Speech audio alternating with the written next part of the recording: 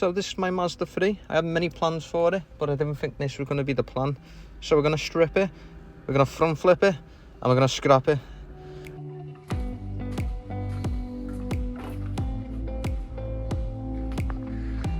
So getting started right away, you need to take these 2 bolts out, these 2 bolts, some sort of clip, and there's another 10mm bolt inside it. That should be the door straight off.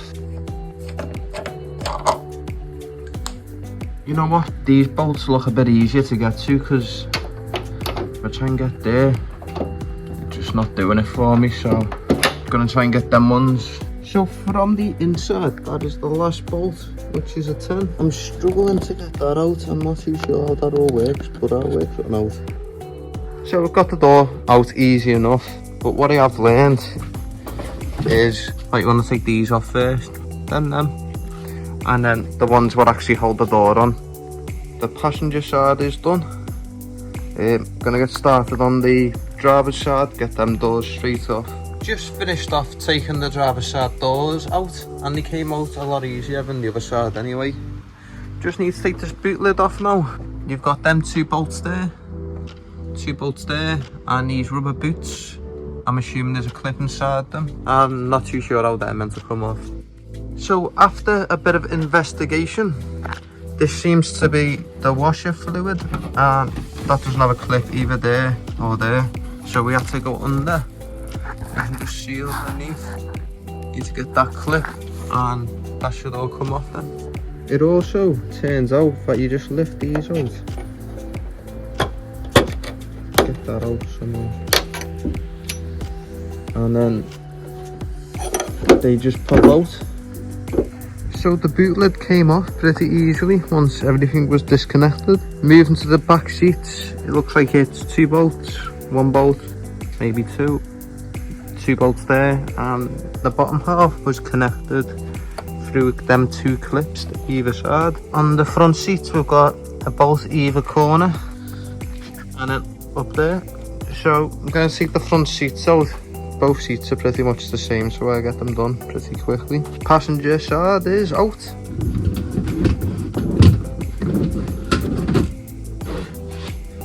Got all the seats out, so I'm now going to attempt to get the dashboard out. It pretty much seemed impossible getting that dashboard out without taking the centre console out first. So I've just got started on that. Looks like it's just these last 2 screws left, and this should pop out.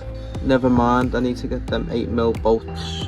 The centre console is actually surprisingly easy to get out. Now up to the dashboard. Still don't know what I'm doing, but these 2 bolts have revealed themselves, and that looks like for the main dashboard. But I did need to get the glove box out to actually get to them. I think the same on the other side. So I've made quite a fair bit of progress since the last clip. Been wondering why I couldn't get the dashboard out for quite a while, as I've took every bolt I could kind of see, and I realised in this hole there is a bolt which holds this main bar on. So hopefully I'm going to undo that now, or it pops out.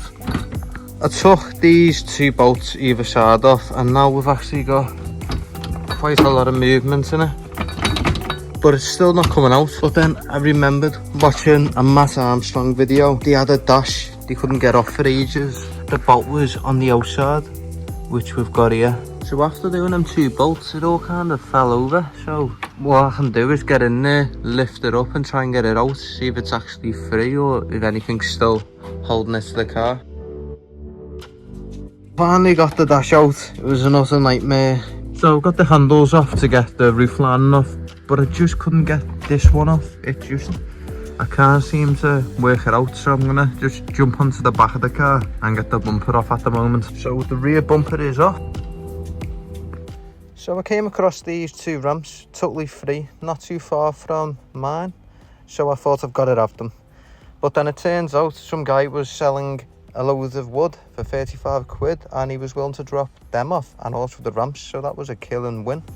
So got all the roof lining off. All it took was a little screwdriver and it popped it right off. Today I'm going to be turning this into a ramp, so I need to lift this up, spin it round and put it halfway down the entry so I can start building the setup ready to be sent.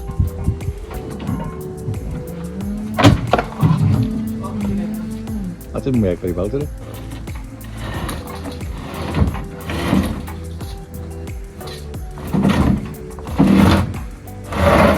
So we've got it practically spun round at this point. The only issue we're facing here is the tyre's caught on the wall, and that's also caught there. So if you move that, it's gonna rip into the tyre. So I need to somehow get it forward. But these back wheels are lifted off the floor, and all the weight's at the front, so it's a very hard lift at the moment.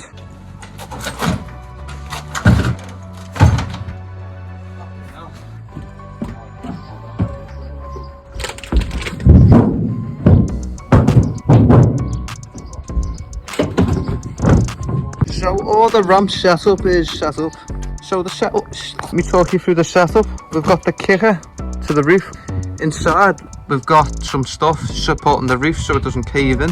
You get a good couple of tries out of it. The landing, a couple of pieces of wood, jack stands, ramps. It's pretty solid. I'm pretty scared at the moment because I know the next time I ride this I'm gonna have to send it.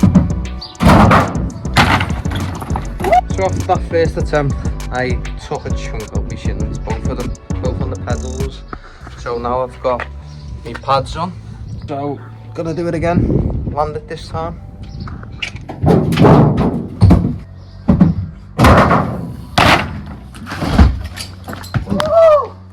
Just landed it first time, riding my bike in about 9 months.